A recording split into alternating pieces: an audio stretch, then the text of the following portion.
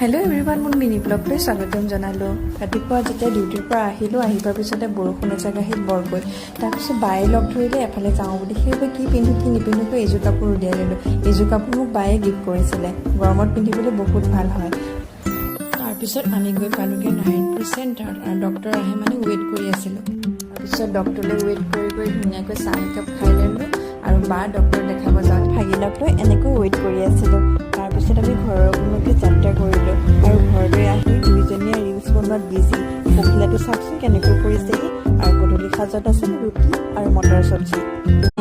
মৰহি যায় আজৰি পৰতে কথাবোৰ গাঁঠিলো, পাহৰো তোমাকে পাই। মৰম কি এনেকুৱাই, মৰম কি এনেকুৱাই।